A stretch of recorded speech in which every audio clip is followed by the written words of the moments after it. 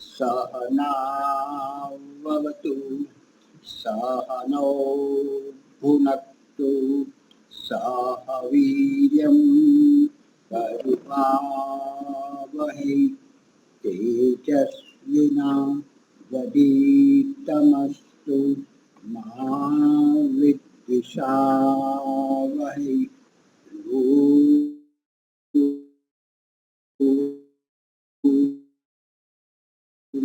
शांति शांति। सबको सादर नमस्ते जी। सभी का हार्दिक स्वागत है भजन के लिए। कोई तैयार हो?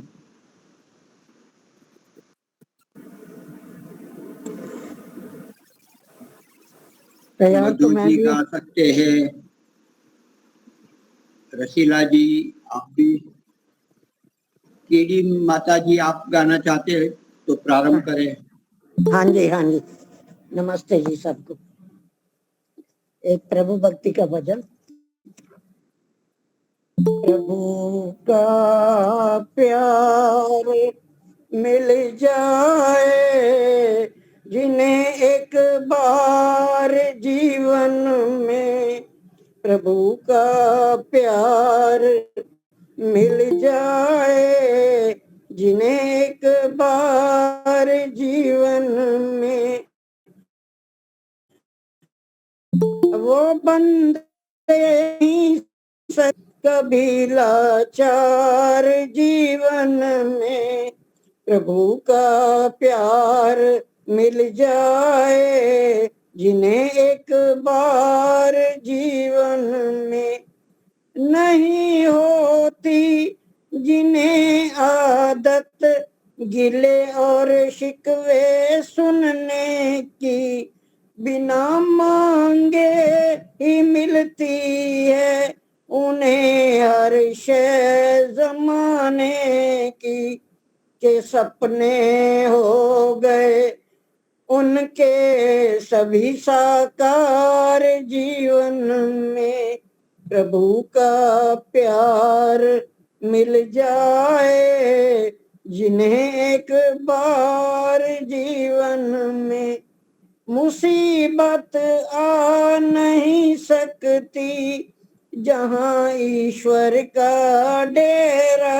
है, वो घर जन्नत से अच्छा है जहाँ प्रभु का बसेरा है, मगर लाजिम है आ जाए हमें एतबार जीवन में, प्रभु का प्यार मिल जाए जिन्हें एक बार जीवन में, सबर संतोष मिलता है प्रभु के पास जाने से, खजाने भर दिए उनके जरा सा सर झुकाने में, कि जिनका शौक बन जाए प्रभु आधार जीवन में, प्रभु का प्यार मिल जाए जिन्हें एक बार जीवन में, वो बंदे हो नहीं सकते कभी लाचार जीवन में, प्रभु का प्यार मिल जाए जिन्हें एक बार जीवन में। धन्यवाद जी, बहुत बहुत धन्यवाद। श्रुति जी का भी धन्यवाद। बहुत अच्छा। अभी और कोई भजन गाना चाहते हो या तो फिर पारुल जी भी ले सकते हैं।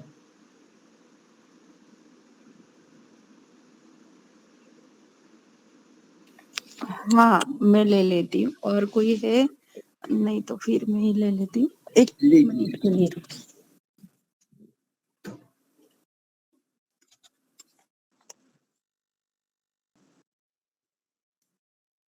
प्रणाम। प्रभु भक्ति का एक भजन है। यहाँ मैं आपके समक्ष रख रही हूँ। ये जीवन तुम्हारा, तुम्ही को ही अर्पण, लगा दो किनारे, इसे मेरे भगवन। ये जीवन तुम्हारा, तुम्ही को है अर्पण, लगा दो किनारे, इसे मेरे भगवन।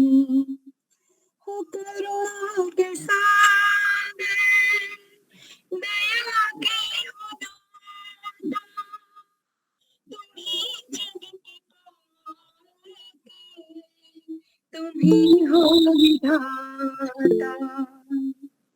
हाँ, क्या? इसीलिए मैंने वीडियो भी ऑफ रखा है। 1 मिनट, अभी आ रही है? बराबर आ रही है? हाँ।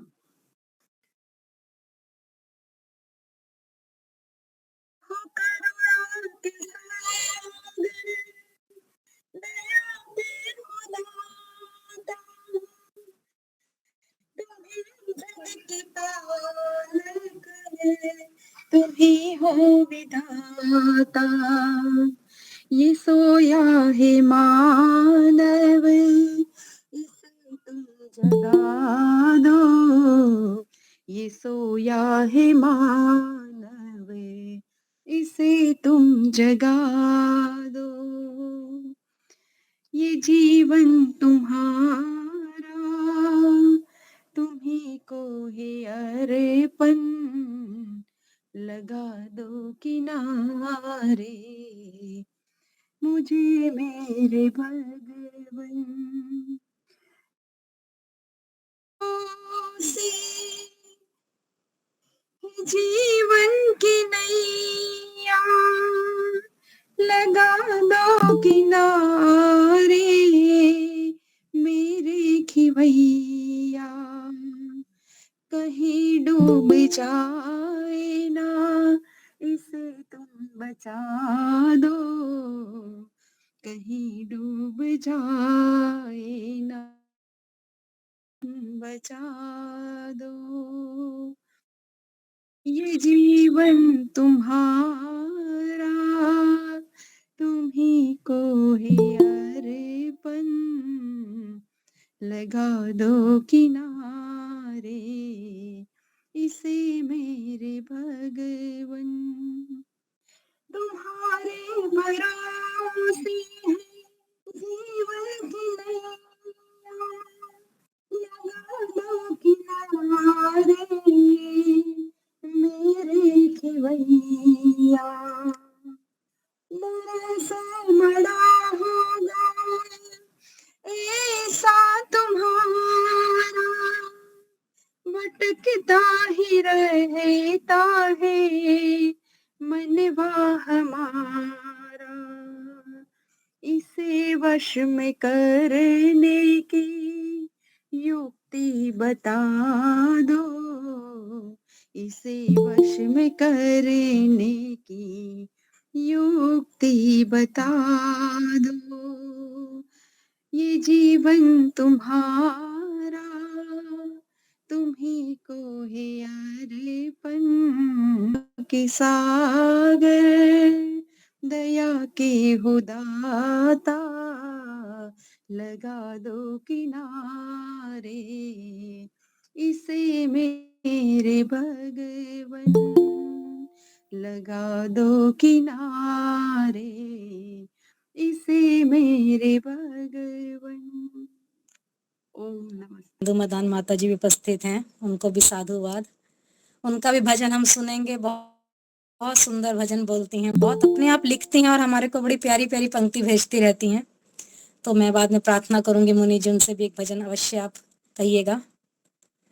एक छोटी सी मैं पढ़ रही थी कि हमें जो भी कार्य करने चाहिए सभी धर्म पूर्वक कार्य सोच समझ कर करने चाहिए।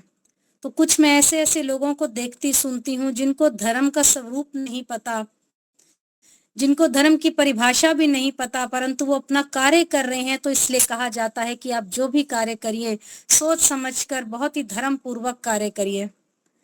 मनु महाराज ने मनुस्मृति के अध्याय 4 श्लोक 15 में लिखा है कि जो धर्म की रक्षा करता है धर्म उसकी रक्षा करता है, और जो धर्म की हत्या कर देता है धर्म भी उसकी हत्या कर देता है।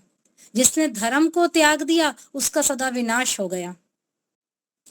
छोटा सा ये उदाहरण उसमें लिखा था जब मैं पढ़ रही थी, इस विषय को मैं पहले भी रख चुकी हूँ कि एक बार एक राजा पर किसी दूसरे राजा ने आक्रमण कर दिया, तो पहला राजा अपने प्राण बचाने के लिए जंगल की तरफ चला गया और एक गुफा के निकट पहुंचा। अब गुफा के दरवाजे के बाहर एक मकड़ी का बड़ा सा जाला बना हुआ था। तो सेनापति ने कहा, श्रीमान, यदि आपको अपने प्राण बचाने हैं तो मकड़ी के जाले को तोड़कर अंदर प्रवेश कर लीजिए। परंतु राजा मकड़ी का जो घर है उसको उजाड़ना नहीं चाहते थे। सेनापति ने बहुत कहा, परंतु ये राजा नहीं माना। फिर राजा ने थोड़ा सा प्रयास किया कि गुफा के साइड की तरफ झाड़ियों को हटाकर एक छोटा सा रास्ता और जाता है, तो वो झाड़ियां हटाकर एक रास्ता और ढूंढा गया। साइड से चले गए वो, और वो सेनापति के सहित वो राजा उस गुफा में प्रवेश कर गया। जब शत्रु राजा वहां पहुंचा तब उसने सोचा कि इस गुफा में तो ये पहला राजा तो नहीं छुपा हुआ, चलो देखते हैं। परंतु जब उसने देखा कि गुफा के द्वार पर मकड़ी का जो जाला लगा हुआ है ये तो टूटा नहीं है, ये तो बिल्कुल ऐसी का ऐसी लगा ही हुआ है, क्योंकि यदि कोई इसमें प्रवेश करेगा तो जाला तोड़ना ही पड़ेगा। अब उसको बिना तोड़े तो कोई प्रवेश कर नहीं सकता। इस बात को मन में सोचते हुए दूसरा दुश्मन राजा वापस चला गया। तो इस प्रकार पहला राजा मकड़ी के जाले को नष्ट किए बिना बच गया। पहला राजा नहीं तो निश्चित रूप से पकड़ा जाता और मारा जाता। तभी तो कहा जाता है कि जो धर्म की रक्षा करता है धर्म भी उसकी रक्षा करता है। आर्य बंधुओं, धर्म से ही ये सारा संसार, सारी मर्यादाएं, सारी व्यवस्थाएं चल रही हैं। तो कुछ लोग कहते हैं कि धर्म एक तत्कालीन व्यवस्था का नाम है, परंतु ऐसा नहीं है। जिसने ये संसार बनाया उसने भी कुछ सोच समझकर कुछ का संविधान बनाया होगा। अब परमपिता परमात्मा की हम बात कर रहे हैं। जब हम लोग देखते हैं अपने जीवन में, जब हम लोग कोई धर्मशाला या कोई मंदिर बनवाते हैं तो इसके कुछ नियम और कुछ उद्देश्य भी लिखे जाते हैं।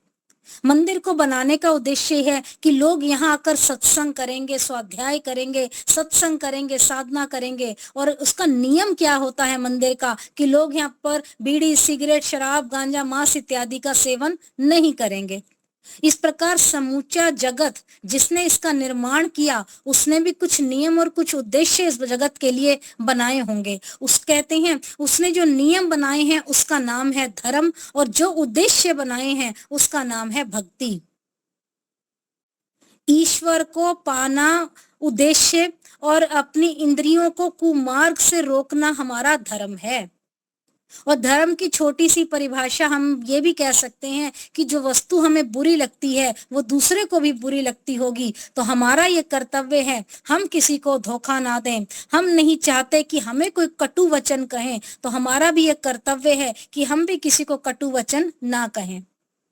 जो हम देंगे वही हमें वापस मिलेगा, यही हमारा धर्म है। हमें धर्म के अनुरूप अपना जीवन व्यतीत करना चाहिए, क्योंकि व्यक्ति जब कुमार्ग पर चलता है तब उसके मन में काम, क्रोध, लोभ, अभिमान, अलग अलग बातें उसके मन में आ जाती हैं।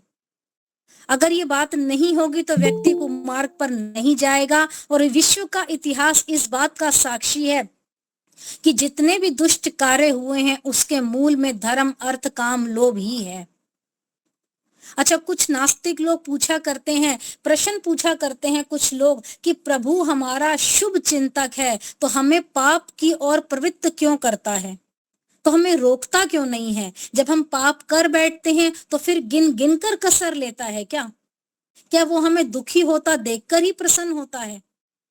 यदि वह पाप करते समय हमें सावधान कर दे तो उसके दुष्परिणाम से हम उसके दुष्परिणाम को क्यों भोगेंगे? तो इस प्रश्न का उत्तर स्वर्गीय रामचंद्र जी देहलवी बहुत ही सुंदर तरीके से देते हैं। उन्होंने इस बात का उत्तर बड़ा ही सरल उदाहरण से दिया कि एक विद्यालय में एक अध्यापक जो है अपनी कक्षा में बच्चों को पढ़ाता है और उसी कक्षा में अन्य बच्चों के साथ उसका स्वयं का पुत्र भी पढ़ता है।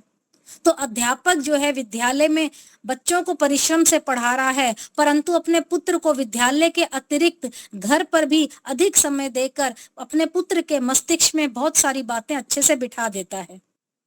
अब वर्ष के अंत में जब परीक्षा का समय आता है, तब वो प्रिंसिपल महोदय जो स्कूल का है वो भी इस कक्षा में आता है, और जो वो प्रश्न उत्तर जो बनाए हैं उसने प्रिंसिपल सर ने, वो उसी पुस्तिका से ही बनाए हैं जो अच्छी प्रकार से पढ़ाई गई है। अब जो प्रिंसिपल सर हैं वो तो कुर्सी पर बैठ गए और अध्यापक को बोला कि तुम चक्कर काटते हुए बच्चों का निरीक्षण करो कि कोई बच्चा नकल तो नहीं कर रहा। अब अध्यापक जी निरीक्षण करते करते घूम रहे हैं और लिखते देखते देखते बच्चों की कॉपी भी हल्का सा रहे हैं, दृष्टिपात कर रहे हैं। इस क्रम में घूमते घूमते अपने पुत्र के समीप आकर वो थोड़ा सा रुके और उन्होंने देखा कि किसी प्रश्न का उत्तर उनका पुत्र अशुद्ध लिख रहा है। पिताजी उसकी अशुद्धि देख रहे हैं, स्वयं उसका उत्तर वो ठीक प्रकार से जानते हैं क्योंकि वो स्वयं अध्यापक हैं, परंतु पुत्र का हित इसमें उत्तीर्ण होने में ही है। वो कह सकते हैं कि उत्तीर्ण हो जाएगा, नंबर कमाएंगे, परंतु वो पिताजी जो अध्यापक हैं अपनी मर्यादाओं में जकड़े हुए हैं, वो बताते नहीं हैं क्योंकि इस समय बताने का कोई उचित समय नहीं है और ये परीक्षा का समय है, कोई इस बात को उचित नहीं समझेगा। तो यही ठीक परिस्थिति हमारे समक्ष प्रभु के लिए है। उसकी असीम कृपा से ये समस्त सृष्टि अपने पवित्र वेद रूपी ज्ञान को संसार के व्यवहार के नियम उसने हमें बता दिए हैं, उसके अनुरूप हमें चलना चाहिए। किंतु उसके आचरण का या दूसरे शब्दों में कहिए उसकी परीक्षा का जब समय आता है, तब वो अध्यापक है, चाहे उसका अपना ही पुत्र क्यों ना हो, वो कैसे बता सकता है? यदि वह अध्यापक बताता तो अपने अध्यापन के व्यवसाय से वो धोखा करता।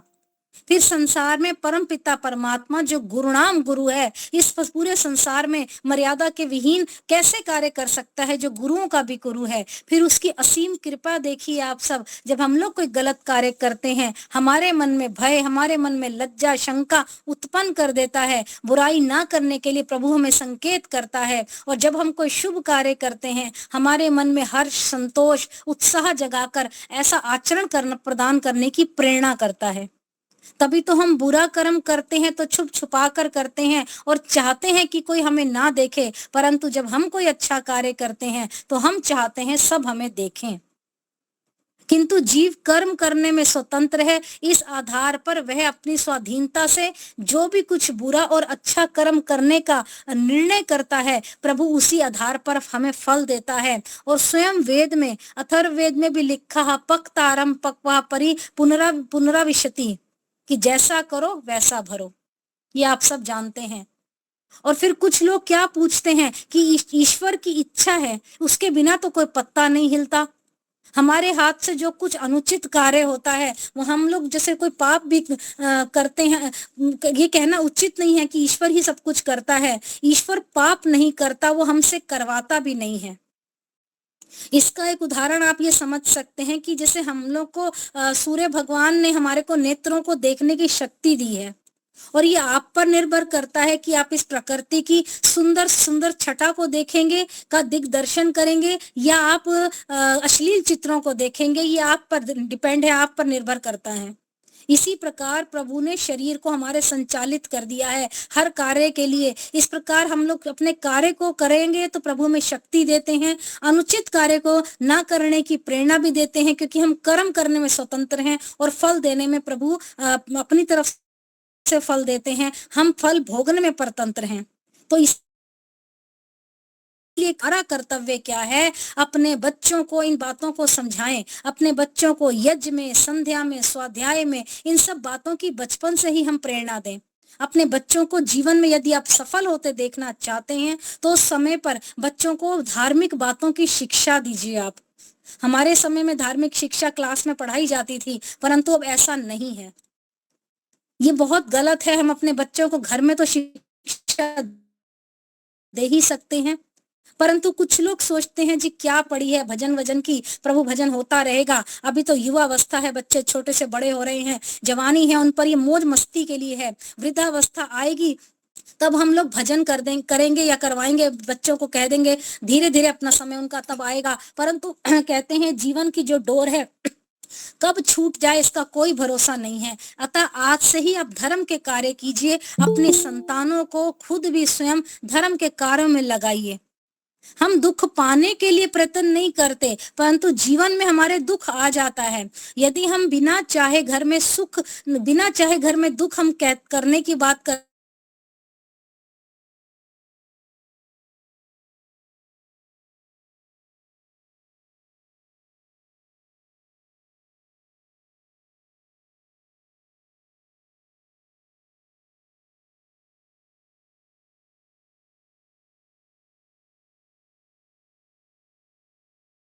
कर अपना वक्त गुजारिए, शुभ गुण कर्मों व्यवहारों से जीवन सदा संवारिए, देखभाल कर सोच समझ कर, निंदा चुगली की उलझन से खुद को सदा बचाना, दुनिया के रगड़ों झगड़ों में फंस कर मत रह जाना, बेमतलब की चिंताओं का सर से बोझ उतारिए, शुभ गुण कर्मों व्यवहारों से जीवन सदा संवारिए, देखभाल कर सोच समझ कर,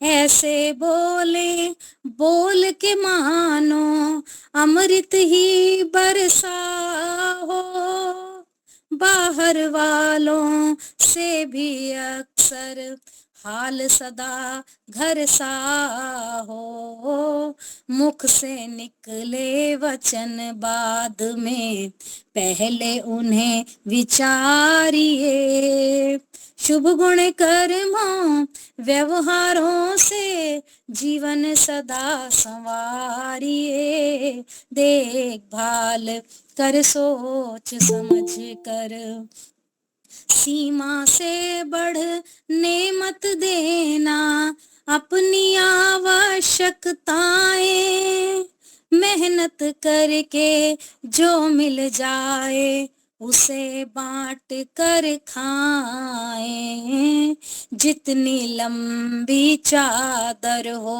उतने ही पैर पसारिए, शुभ गुण कर्मों व्यवहारों से जीवन सदा संवारिए, देखभाल कर सोच समझ कर, जीत हार तो हर मानव के जीवन में आती है, ठोकर खाकर दिल वालों की हिम्मत बढ़ जाती है, मंजिल तुम्हें जरूर मिलेगी, पथिक न हिम्मत हारिए, शुभ गुण कर्मों व्यवहारों से जीवन सदा संवारिए, देखभाल कर सोच समझ कर अपना वक्त गुजारिए,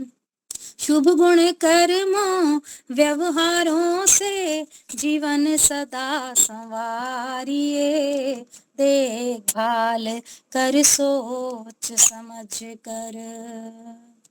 अपने सभी कार्य धर्मानुसार सोच समझ कर कीजिए जीवन में, यही जीवन का उद्देश्य है। बहुत बहुत धन्यवाद मुनि जी, दीपालिका जी बहुत बहुत धन्यवाद। बहुत ही सुंदर। देखभाल सोच समझकर धर्म पूर्वक काम करे, बहुत ही अच्छा आपने कहा। तो उसका लेखन आज या कल तक मैं कर दूंगा। और एक भजन ले सकते हैं तो बिंदु माता जी अगर है तो। हाँ वो लीजिए, जो बनाते हैं और खुद गाते हैं।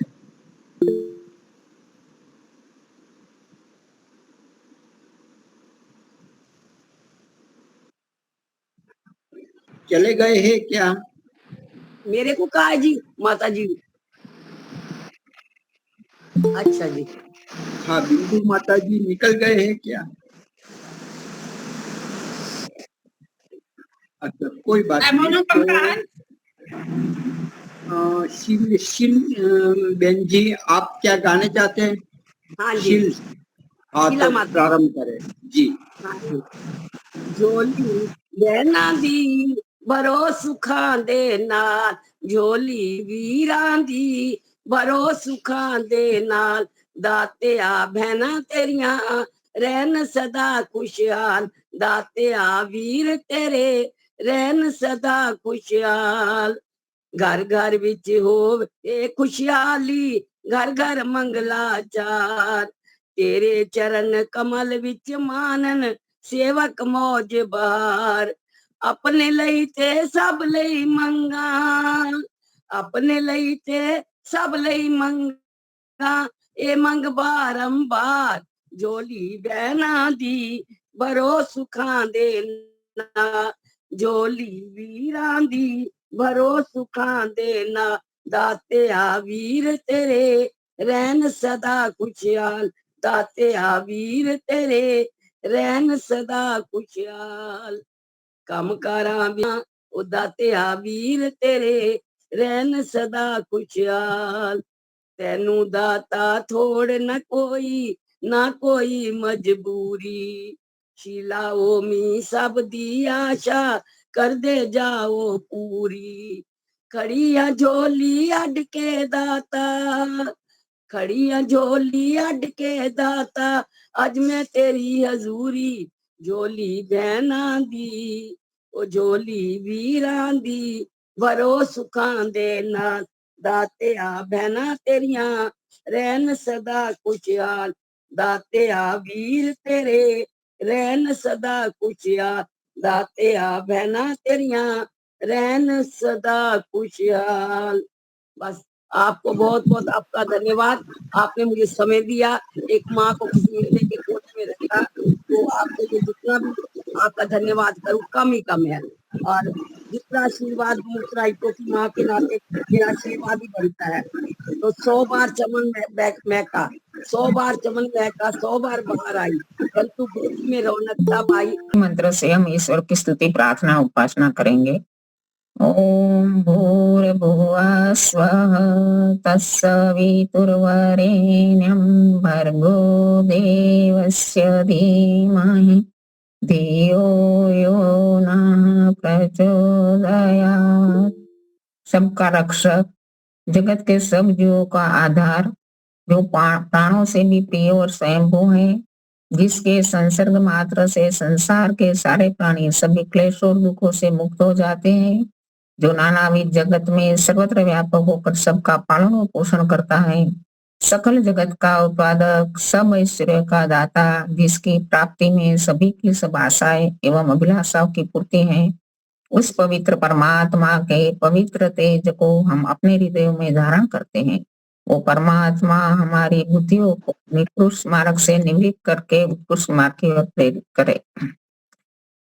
आदरणीय मुनि जी, संचालिका बेन दीपालिका जी, धर्म प्रेमी सज्जनों, वंदनीय मातृशक्ति, अभी उपनिषद ईशोपनिषद के मंत्रों पर हमारी चर्चा चल रही है।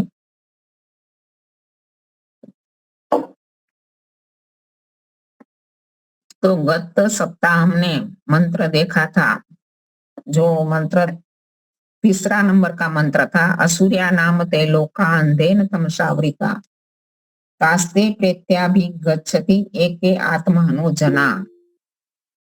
आसुरी लोका यानी योनिया, आसुरी योनिया में जो तमस से, अंधकार से, भयंकर अंधकार से आवृत है, ऐसी योनिया में भेजा जाता है। इसको जो आत्महनन करने वाले लोग हैं, आत्मघाती लोगों को भेजा जाता है। क्या कब भेजा जाता है? तो उसकी चर्चा है कि तास्ते प्रेत्या भी गच्छति, प्रेत्या यानी मृत्यु के बाद भेजा जाता है। पर हम अभी बेन जी चर्चा कर रही थी कि क्लास में निरीक्षक देखता है फिर भी उसका हाथ नहीं पकड़ता, उसकी गलती नहीं बताता। इसी प्रकार परमपिता परमात्मा ने हमें कर्म करने की पूरी स्वतंत्रता दे रखी है और पूरा अवसर दे रखा है। कितना अवसर, पूरा जीवन का अवसर। 3 घंटों को बच्चों को परीक्षा का अवसर मिलता है, कि जो भी गलतियां की है वो सुधार सकता है। इसी प्रकार हमें जीवन में भी परमपिता परमात्मा, हम कहते हैं ना कि सत्य बोलना चाहिए, तो हम जन्म से लेकर मृत्यु तक कितनी बार जीवन में असत्य बोलते हैं, लेकिन उसी समय तुरंत हमें भेजा नहीं जाता। परमपिता परमात्मा कितना दयालु है, हमें पूरा अवसर देता है कि अभी भी सुधर जाओ, अभी भी सुधर जाओ। और इस जन्म में कई कर्मों के फल मिलते हैं, कुछ कर्म के फल ऐसे हैं कि इस जन्म में नहीं देता ईश्वर, अगले जन्म में देता है, उसके लिए पूरा अवसर देता है। हमारे जीवन के भी 3 घंटे हैं। बाल्यावस्था में हमने कुछ भी, हमारे ऊपर भार नहीं है, स्वतंत्र है, हम खेलते हैं, कूदते हैं, विद्या ग्रहण करें, और अच्छी प्रकार से यदि हमने बचपन की अवस्था व्यापन की है तो बाद का जो आश्रम है, गृहस्थ आश्रम के समय जो जिम्मेदारियां निभानी पड़ती है, उस जिम्मेदारियों को हम कुशलतापूर्वक निभा सकते हैं। और इसके बाद की अवस्था जो आज हमारी अवस्था है, जो भी अनुभव मिला इतने जीवन में, गृहस्थ में, ब्रह्मचर्य में, इस अनुभव और ज्ञान के आधार पर जो भी बाकी रह गया है हमारा, जो भी गलतियां रह गई है वो सुधार ले अभी हम, और पूरा अवसर दिया है ईश्वर ने हमें, अभी भी सुधर जाए, अभी भी अपनी जो भी मन की परिस्थिति है, जो भी हमारी बुद्धि की गलत मार्ग पर जाने की परिस्थिति है, उनको सही मार्ग पर ले जाए तो हमारा आने वाले भविष्य के अंदर, आने वाले जीवन में अच्छा हमें मौका मिलेगा। तो हमें इस प्रकार इस मंत्र का अर्थ किया। तो अगला मंत्र हम आज लेते हैं।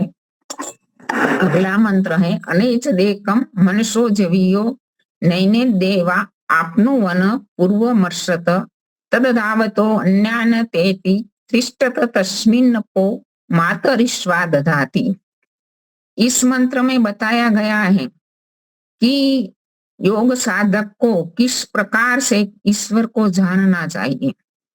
हर एक व्यक्ति को तो ईश्वर की उपासना की सफलता यही है कि पहले जिसकी उपासना कर रहे हैं उसके स्वरूप को ठीक प्रकार जाने, उनके कार्यों को ठीक प्रकार जाने। हम मोटे रूप में तो जानते हैं, लेकिन मंत्रों के माध्यम से जब हम सोचते हैं तो बहुत ही गहराई में मंत्र हमें उपदेश देते हैं। इस मंत्र में बताया गया कि अनेज देकम,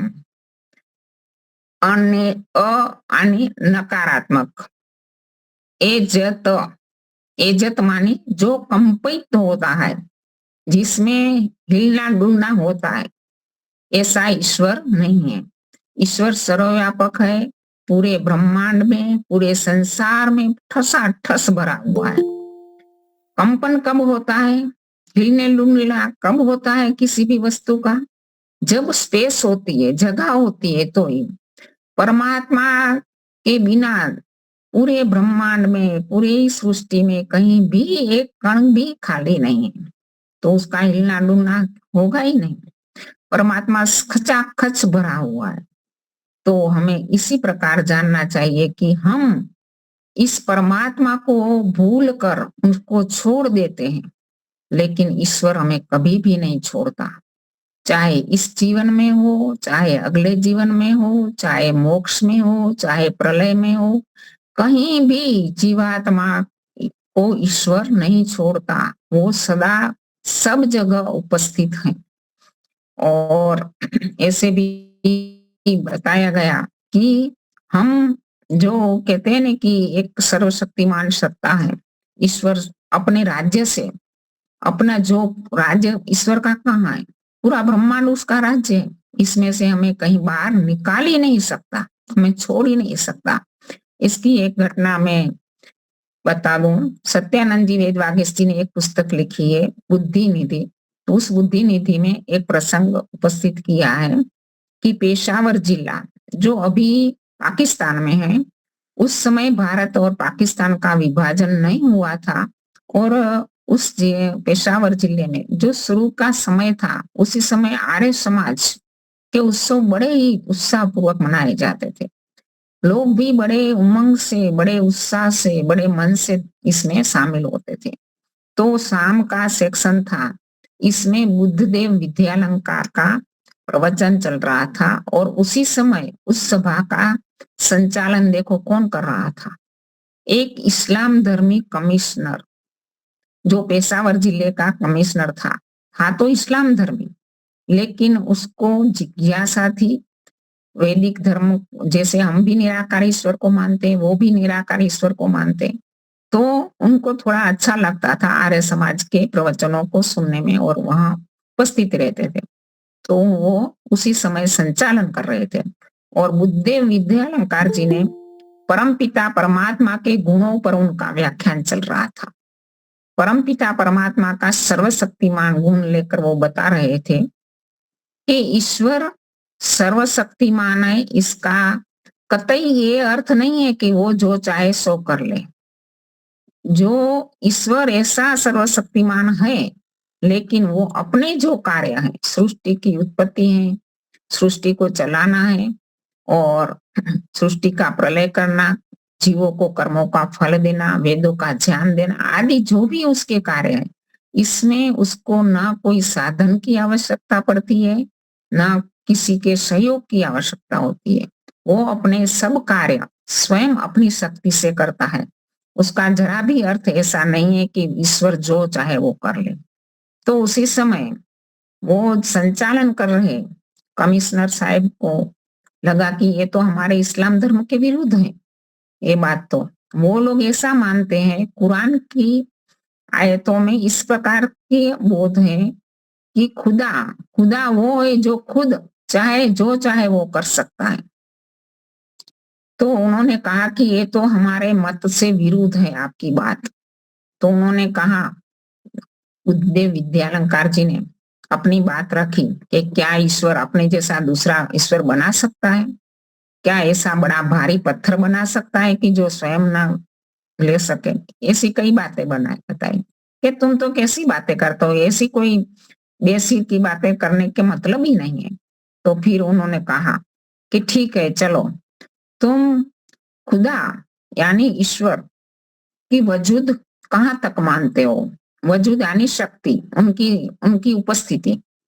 तो उन्होंने बताया कि सब जगह है, जैसे आप लोग सब जगह मानते हैं ऐसे हम भी मानते हैं कि ईश्वर सब जगह है। तो उन्होंने बताया कि क्या पेशावर जिले में, पूरे जिले में? तो हाँ। पूरे भारतवर्ष में है? हाँ। पूरी दुनिया के दूसरे देश है, अमेरिका है, इटली है, जापान है, जर्मनी है, आदि कई रशिया आदि देशों है, सारे देशों में। तो हाँ, इसमें क्या बात है, मैं तो यही कह रहा हूँ कि सर्वव्यापक है, सब जगह है। तो ठीक है, चलो उन्होंने उस ईश्वर को सर्वव्यापक बता दिया, सिद्ध कर दिया। बाद में उन्होंने कहा कि यदि मैं इसी समय कोई ऐसी बात करूं कि सांप्रदायिक दंगा जो धर्म में होता है ना, कि कोई अपने संप्रदाय के विशिष्ट मान्यताओं को मानता है और उसके विरुद्ध में कुछ सुन नहीं पाता तो दंगा हो जाता है। तो उन्होंने कहा कोई ऐसी बात करूं कि सांप्रदायिक दंगा चल पड़े तो आप क्या करेंगे कमिश्नर के नाते? तो उन्होंने कहा कि मैं आपको पेशावर जिले से बाहर कर दूंगा। तो ठीक है, आप मुझे पेशावर जिले से बाहर कर देंगे, चाहे भारत देश से बाहर कर देंगे, लेकिन क्या ईश्वर मुझे इस पेशावर जिले से, भारत देश से, ब्रह्मांड के किसी भी जगह से मुझे बाहर कर सकते हैं?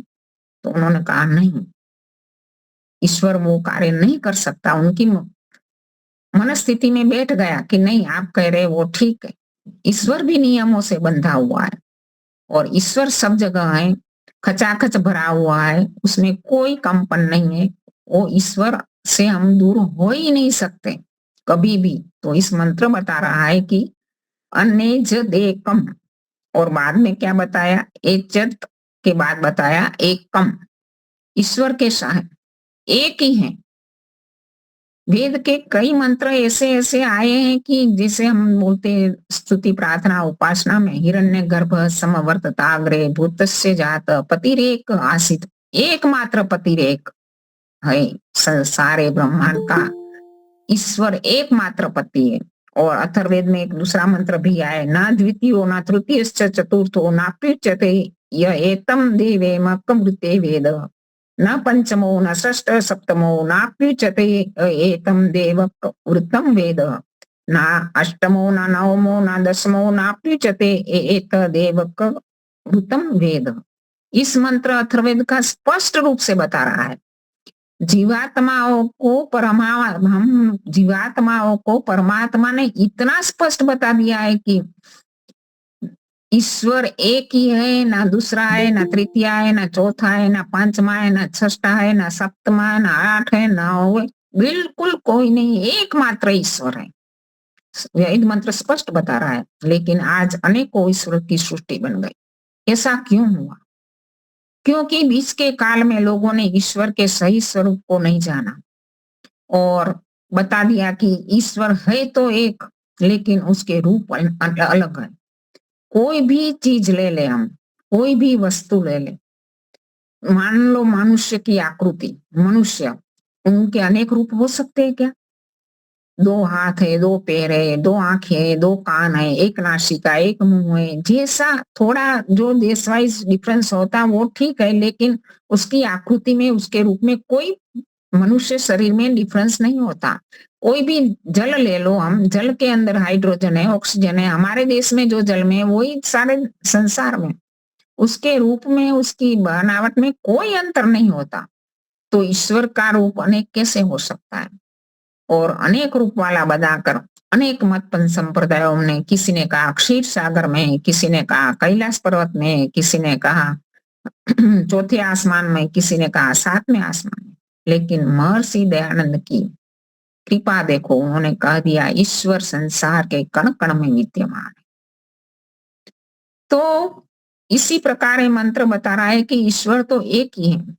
क्योंकि जो यदि ईश्वर को हम, आज कई लोग क्या कहते हैं, ईश्वर साकार है, और कई लोग कहते हैं साकार भी है और निराकार भी है। कोई भी वस्तु के अंदर 2 विरोधी गुण नहीं हो सकते। मान लो एक लकड़ी का टुकड़ा मैं ले लूं, और लकड़ी का टुकड़े के बारे में मैं बता दूं कि ये लकड़ी का टुकड़ा भारी है, तो मैं ये नहीं कह सकती कि ये हल्का है। यदि मैं कह दूं कि लकड़ी का टुकड़ा जड़ है, तो मैं नहीं कह सकती कि ये चेतन है। यदि मैं कह दूं कि लकड़ी का टुकड़ा सॉफ्ट है, तो मैं नहीं कह सकती कि हार्ड है। कोई भी 2 विरोधी गुण एक ही वस्तु में उपस्थित हो ही नहीं सकते। यदि ईश्वर साकार है तो निराकार हो ही नहीं सकता। यदि हमने ईश्वर को साकार मान लिया, तो ईश्वर के कई गुण इससे लागू हो गए ही नहीं, उनकी तो बात बाकी हो जाए। जैसे साकार वस्तु का हम सब जानते हैं, विशेष परिमाण होता है, विशेष स्थान घेरती है, लंबाई चौड़ाई जो भी है। तो इसी प्रकार साकार वस्तु तो लिमिटेड स्थान में रहती है, सब जगह पर नहीं होती। और परमपिता परमात्मा यदि सर्वव्यापक नहीं होता, सृष्टि के कण कण में नहीं होता, तो वो सर्वज्ञ कैसे हो सकता है? वो तर्क और विज्ञान से विरुद्ध की बातें हैं। वेद की बहुत महत्तम कहे ने जो भी बातें हैं वो तर्क और विज्ञान से युक्त हैं।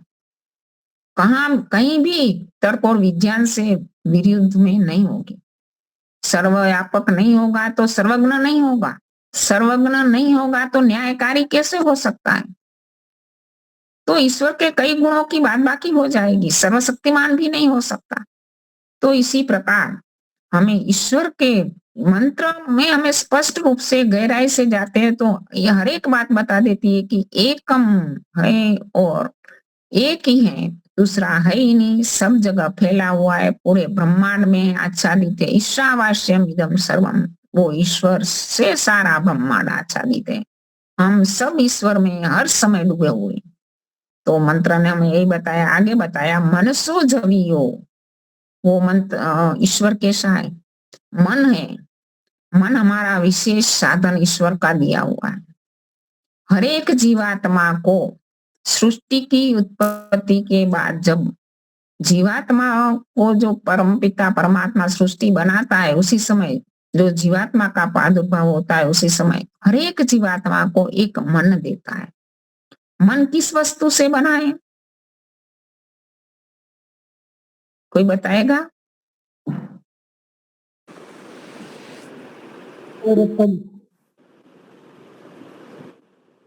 प्रहलाद जी। मेहता तू प्रकृति से बना है, प्रकृति से बना है।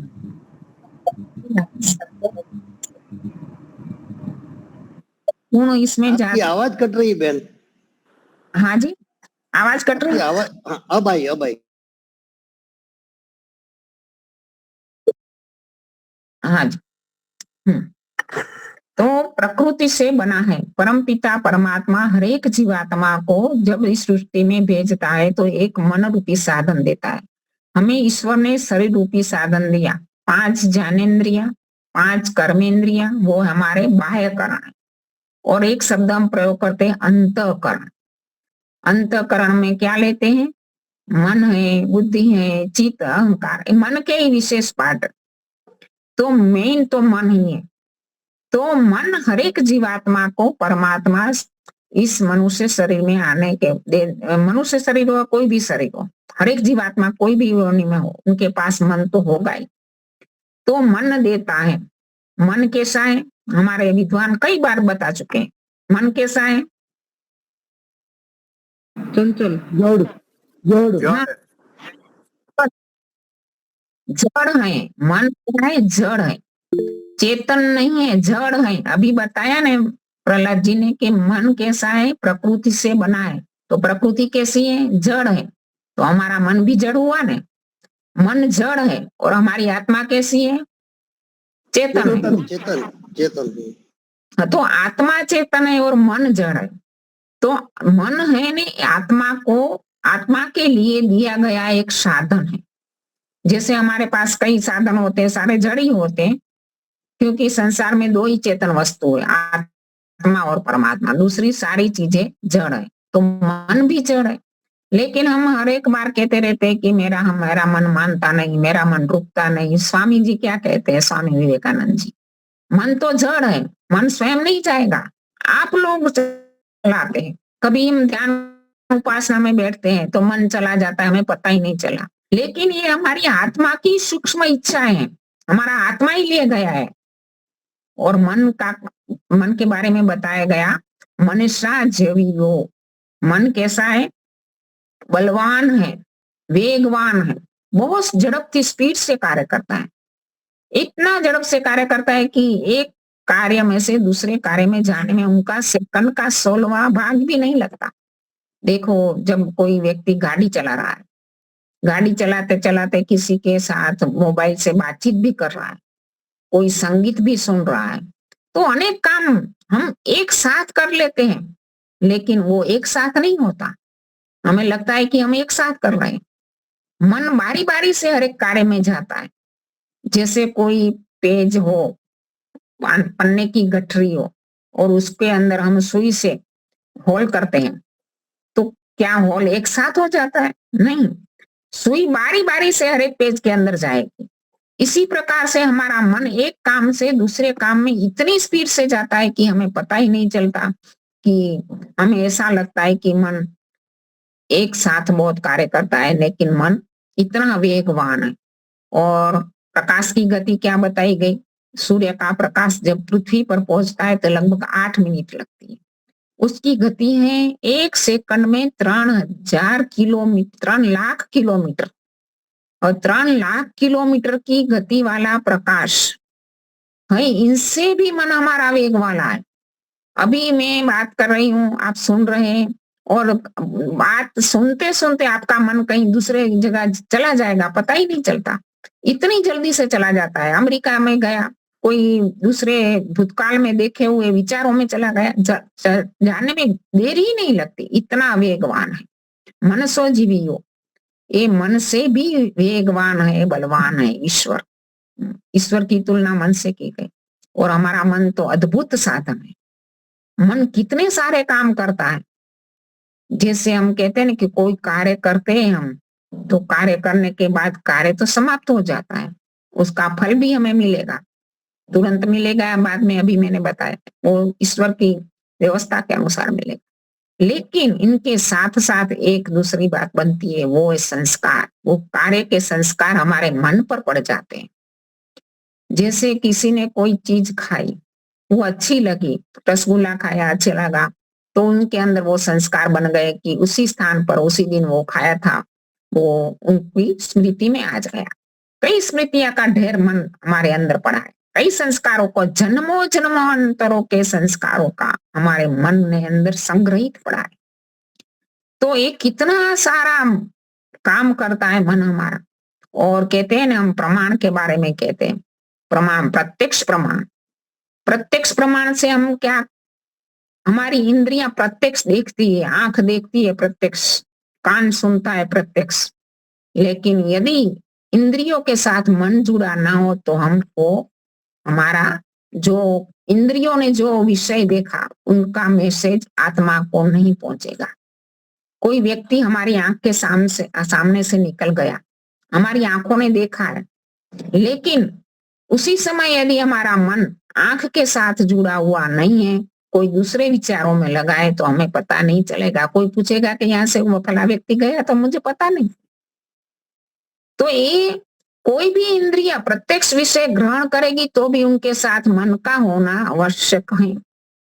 जैसे हम दूसरा प्रमाण जो अनुमान प्रमाण करते हैं वो तो मन से ही होता है, क्योंकि धुआं को हमने देखा तो मन ने ही अनुमान लगाया कि वह आग जरूर होगी। इसी प्रकार शब्द प्रमाण, शब्द प्रमाण से हम कोई भी चीज पढ़ते हैं, एक शब्द पढ़ा गाय, तो तुरंत हमारे मन में गाय का चित्र आ जाएगा, गाय कैसी है, चार पैर आदि जो भी गाय का विशेषता है। तो ये सारी जो नॉलेज में आती है चीजें, वो श्रुतियों का संग्रह करता है। उन मन के माध्यम से हम कितना सारा ज्ञान ग्रहण करते हैं। हमारा आत्मा को परमात्मा की कितनी अद्भुत कृपा है कि ऐसा विशिष्ट साधन दिया हुआ है। तो मनुष्य जीवी हो, लेकिन परम पिता परमात्मा तो इनसे भी ज्यादा आगे है। तो इस मंत्र में आगे बताया गया, नैनन देवा आपनुवन न एद देवा, देवा यानी इंद्रिया, इंद्रियों को देव भी कहते हैं, आपनुवन यानी प्राप्त करना। लेकिन ईश्वर कैसा है, मन से भी बलवान है, अनेक उसका हमने व्याख्या की कि वो कंपन नहीं है, इसमें एक ही है। मनुष्य जवियो मन से भी बलवान है, मन से भी वेगवान है, क्योंकि जहां भी हमारा मन जाएगा वहां ईश्वर पहले से पहुंचा हुआ है।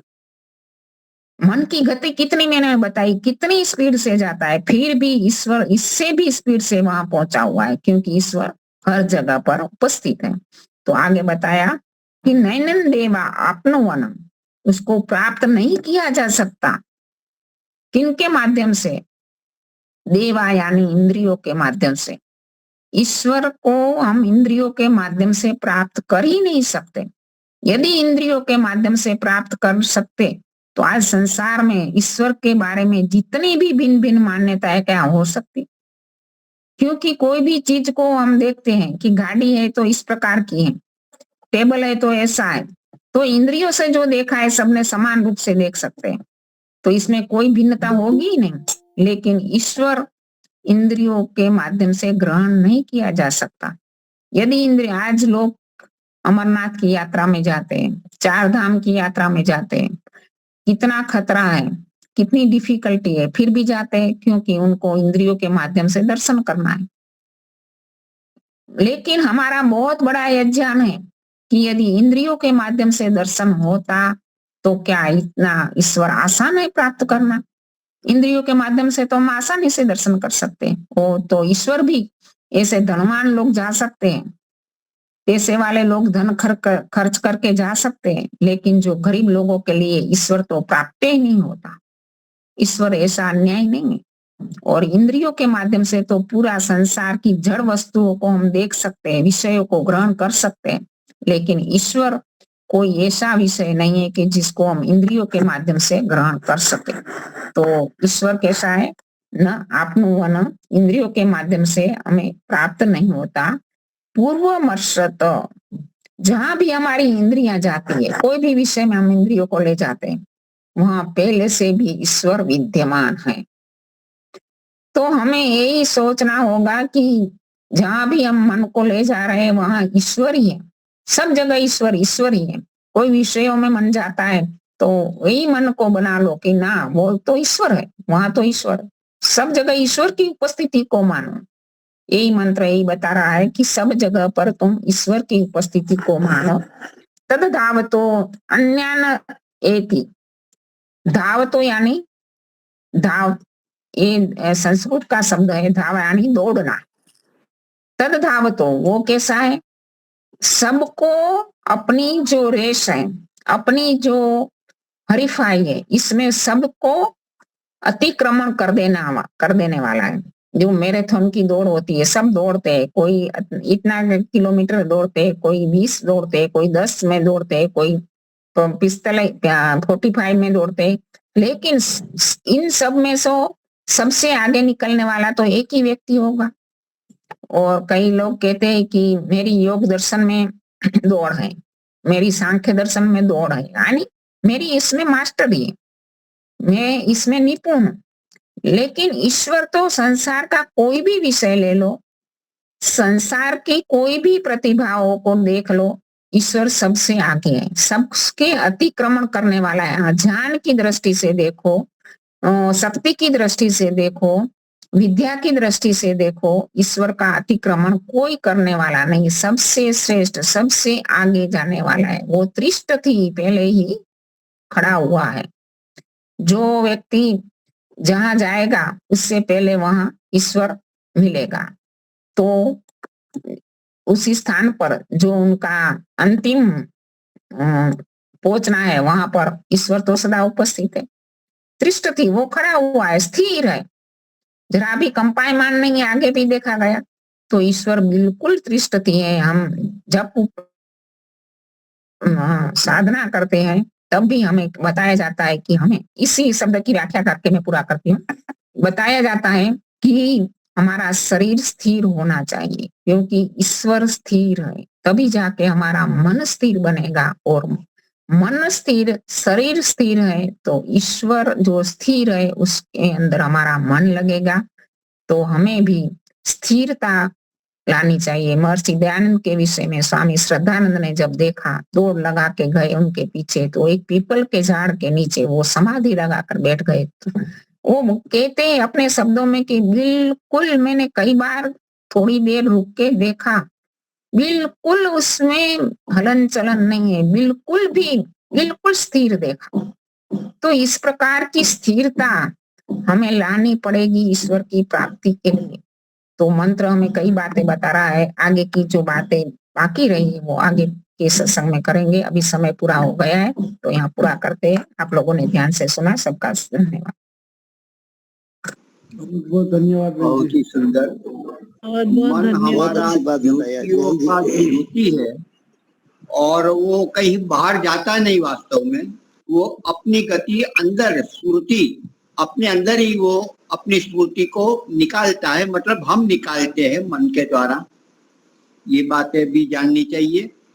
और हमारे एक आर्य समाज के नेता, बहुत अच्छे कार्यकर नेता बोल सकते हैं, रंजीत सिंह परमार, वो उनका निधन हुआ है।